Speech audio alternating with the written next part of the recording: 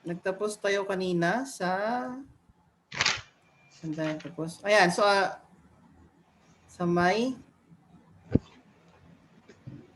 Ito, sining at arkitektura. So ngayon naman, tutuloy natin sa may agham, teknolohiya at kalusugan. So itinatag ang National Research Council sa ating pamahalaan noong 1933 upang umunlad ang agham dito sa bansa. Okay? So ano ba yung agham? That's science, di ba? Science and technology.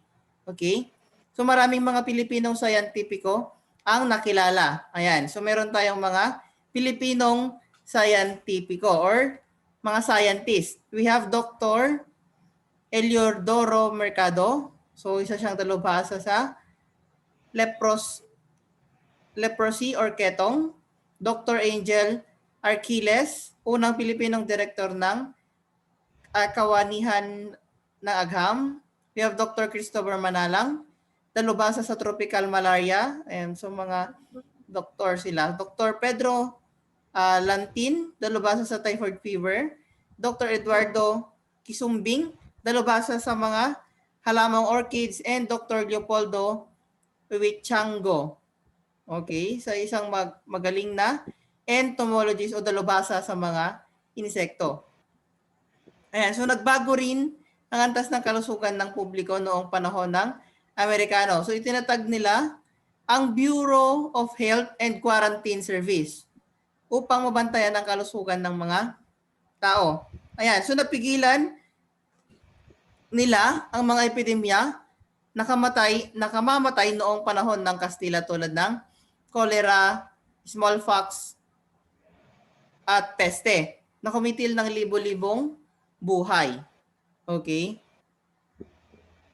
Ayan, so before meron ng mga sakit talaga like cholera, smallpox and mga peste. Ayan, so binuksan nila ang mga pagamutan, puriculture centers at mga klinika. So ipinakilala rin ang mga makabagong paraan ng panggagamot at paggamit ng mga mahusay na gamot. Ginawang kolonya para sa mga may ketong at leprosy ang pulo ng kulyon. Ayan. So dito ang mga biktima ay binigyan ng pagkain, damit at mga gamot.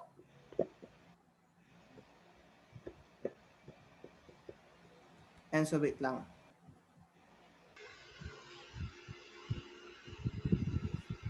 Ayan. Dito naman tayo sa transportasyon at komunikasyon noong panahon ng mga Amerikano. Ayan, so maraming tulay at mga kalsada ang ipinagawa ng mga Amerikano. So binili ng pamahalaan sa British Company ang Manila to Dagupan Railway noong 1917. Ayan. So dinugtungan nila ito sa Hilaga hanggang La Union at sa timog na bahagi naman sa Albay. So ayan. Nagkaroon ng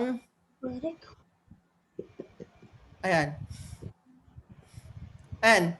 So pinalitan din nila ito ng pangalan bilang Manila Railroad Company at ngayon bilang Philippine National Railroad. Ayan. So itinayo rin ang Manila Electric Company or the Meralco na kung saan pinalitan ito ng mga karwahes ng mga sasakyang di kuryente noong 1905. So mga karwahes, yan yung mga parang kabayo. Parang kalesa. Parang ganun siya. Di ba before ganun ang sasakyan natin. Then hanggang sa nagkaroon ng mga sasakyan na di kuryente. So ang mga sasakyang ito ay tinatawag na Tranvia.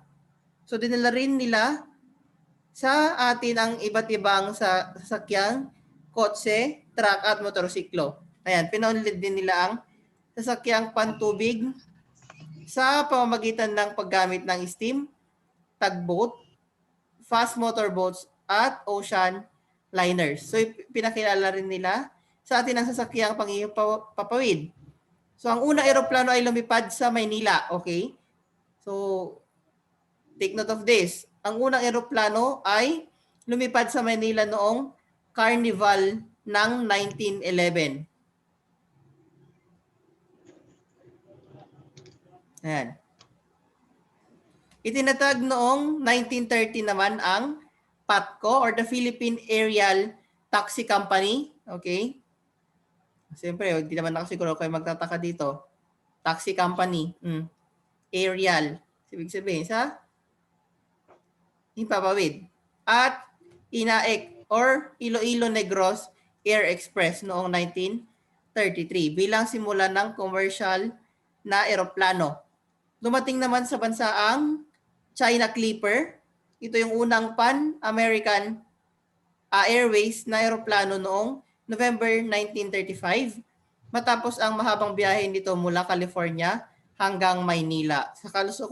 Sa kasalukuyan, kilala ito bilang Philippine Airlines. Ang unang airlines sa Asia. Okay? Ayan. So, Philippine Airlines, siya yung pinakaunang airline sa Asia. So, ibig sabihin, sa Pilipinas naman pala nagsimula ang ayan. Dito sa sistema ng pananalapi upang mabigyan ng lunas. Yes? Sir, can I pee? Okay. Ayan. So, upang mabigyan ng lunas ang lumalalang sitwasyon ng pananalapi ng bansa noong unang bahagi ng panahon ng mga Amerikano, ipinasa sa Kongreso ng Amerika ang Philippine Currency Act noong March 1903. So nilalaman ng batas na ito ang pagbabago ng sistema ng pananalapi sa bansa sa pamamagitan ng paglalabas ng bagong barya ng Pilipinas na nakabatay sa halaga ng ginto. Ayan. So nagkaroon na tayo ng Philippine currency noong 1903. So dahil dito, pinilitan na rin ng bagong baryang pilak ng Pilipinas ang dating pilak na barya ng Mexico. So ang unang pera natin dati ay ang barya ng Mexico. Pero nung nagkaroon ng Philippine Currency Act, nagpalit tayo ng baryang pilak ng Pilipinas. So ang disenyo ng mga perang barya ay ginawa ni Melencio Figueroa. Ayan. Figueroa. Ayan. Kinabasahin. Ayan. So itinayo sa Manila noong 1901 ang unang bangkong Amerika at tinawag itong American Bank. So itinatag din ang Philippine Postal Saving Bank noong 1906 at Philippine National Bank or PNB noong 1916. So mapapansin nyo, yung unang coin dati, di ba, I think nakaparod naman na kayo ng kapuso mo, Jessica Soho. Okay? Yung pera na hinahanap nila, yung nasa likod, yung nagkahalaga na ng, I think, million na siya. So yung ganon. So dahil nga, nagsimula ang Philippine currency dito sa bansa noong panahon ng Amerikano. Kasi nung panahon ng mga Kastila, Mexican coin ang gamit natin. Or barya ng Mexico. Ayan, so kalakalan at industriya. So upang maitaguyod ang isang kalakalan sa pagitan ng Amerika at Pilipinas, ipinasa ng Kongreso ng Amerika ang isang malayang kalakalan sa pagitan ng dalawang bansa. So, mga batas na nagtakda sa kalakalan ng Pilipinas at Amerika ang pagbabayad ng buwis sa mga import ng Amerika. So, noong 1902, binawasan ng Kongreso ng Amerika ang tarif or yung buwis or yung tax sa mga produktong inululuwas ng Pilipinas sa Amerika ng 25%. Then, we have the Payne-Aldrich Act. Ipinasa ang batas na ito noong 1909 na nagtataguyod ng bahagyang kalakalan sa pagitan ng Amerika at Pilipinas. And we have the Underwood-Simmons Act. Ito naman ay noong 1913 na lubos na malayang kalakalan sa pagitan ng Amerika at Pilipinas. Thank you. Ayan. So tuloy natin. So sa pagpapatupad ng malayang kalakalan, kasi nga nagkaroon na tayo ng malayang kalakalan noong time ni Underwood Simmons Act. So I think na-discuss na rin natin kaninang umaga yan. Okay? Ayan. Wala.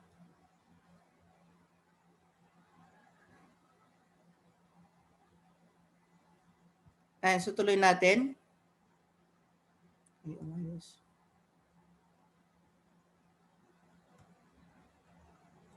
Ayan.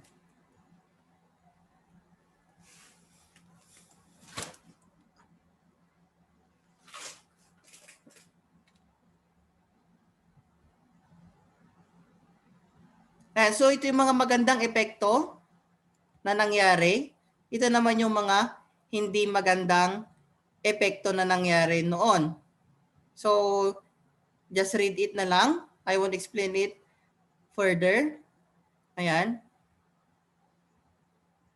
So, ito yung mga sa pagpapatupad ng malayang kalakalan sa pagitan ng dalawang bansa.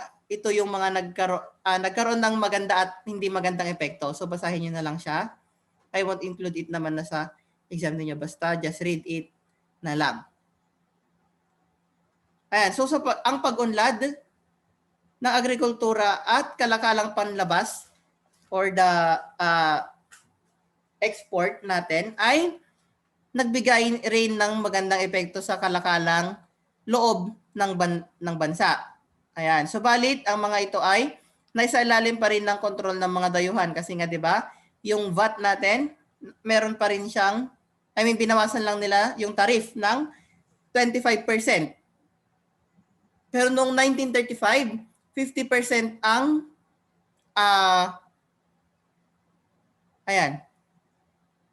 halaga ng mga Chino, samantalang 25% para sa mga Pilipino, 20% sa mga Hapon at 5% naman para sa ibang mga dayuhan.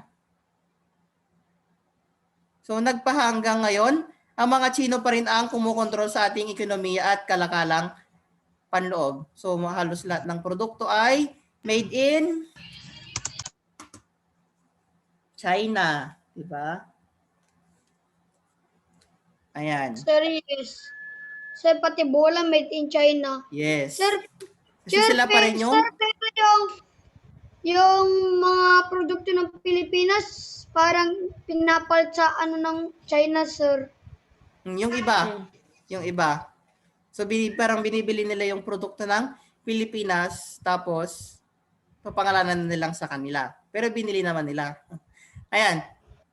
Ayan. So, sa kabilang banda, nagdala ng magandang epekto ang pananakop ng mga Amerikano sa bansa dahil sa pagpasok ng industrialisasyon sa Pilipinas. Ayan. So, nagkaroon ng maraming industriya dito sa Pilipinas.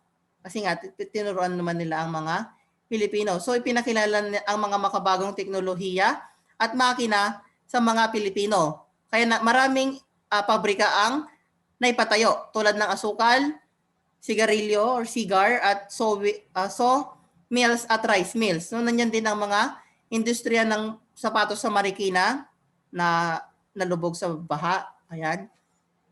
Paghahabi ng tela sa Ilocos, dito.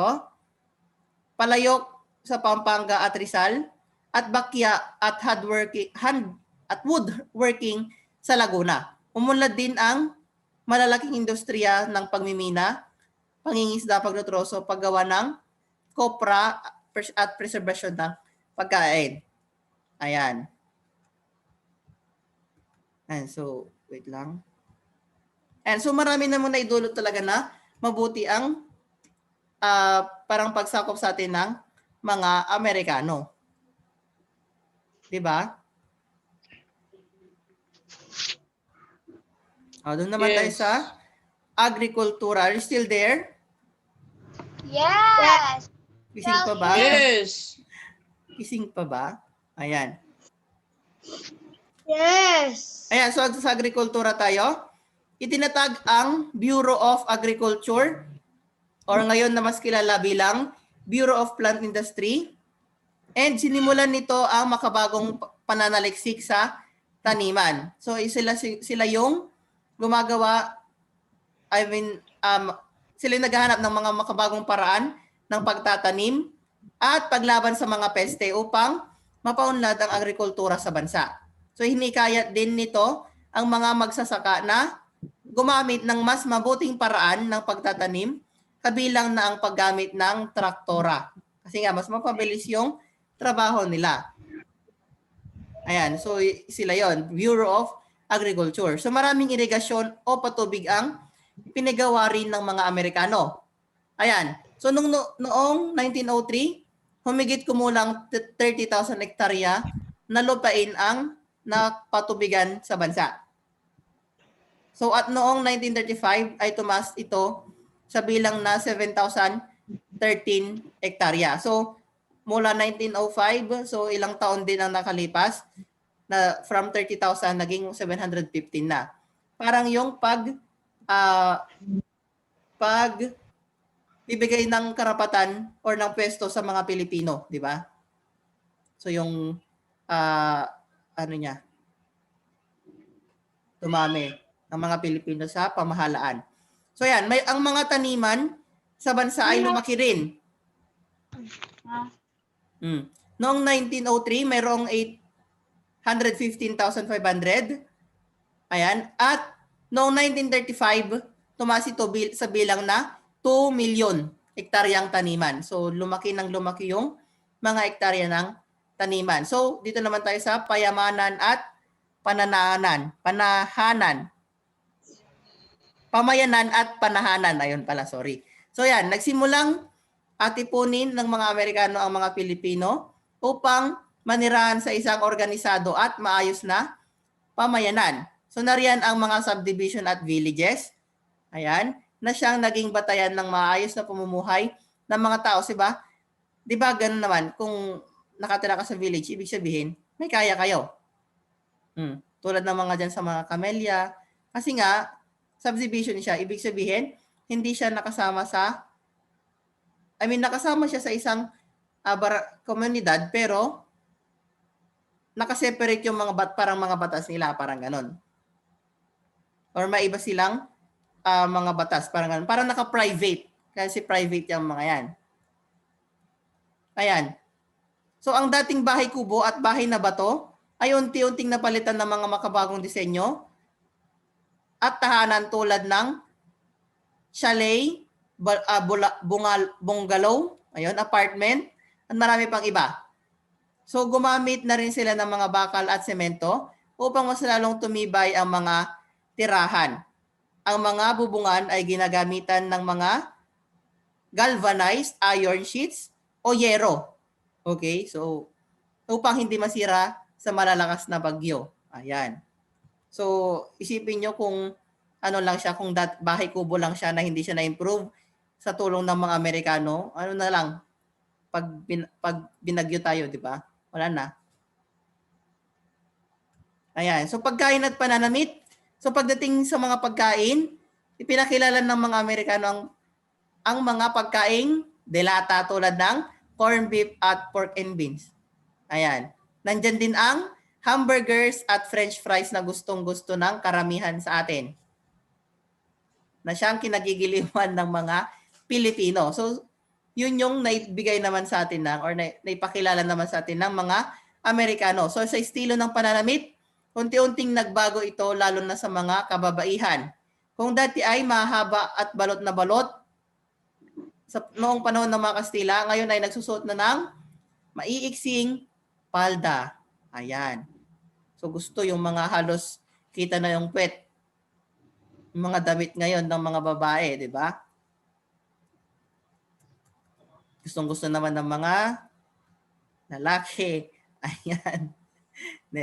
Ayan, so sa relihiyon, so sa pagpasok ng mga Amerikano ay dinala rin nila ang kanilang pananampalatayang Protestantismo.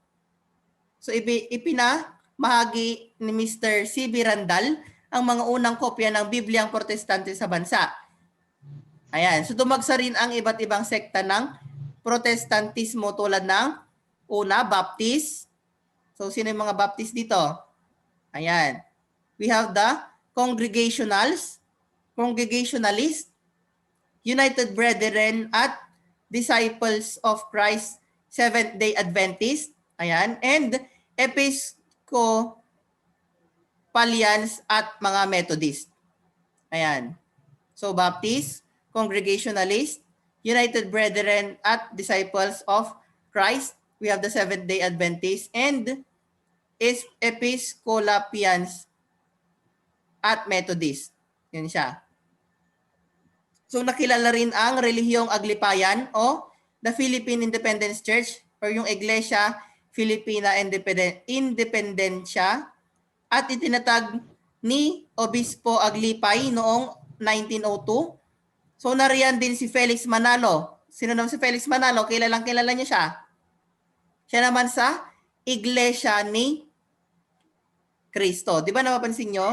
Yung mga tarpaulin na ganyan. Nag-birthday lang siya nung last So pag INC, that is Felix Manalo. Pero pag Aglipay, that is the Aglipayan Philippine Independence Church. Si Obispo Aglipay naman siya. So sa panahon din ng mga Amerikano nagkaroon ng unang obispong Pilipino, si Reverend Barlin. Okay? At unang Pilipinong arsobispo na si Reyes. Ayan. So Berlin at Reyes na lang. Ayun. So may tanong ba? Wala na po. Wala na kasi sobrang haba ng aralin. Sir, malapit na tayo matapos. Yes. Okay, so ayan, so that ends our araling palipunan. So rejoin for your hele. So may hele pa po tayo. So rejoin na po for your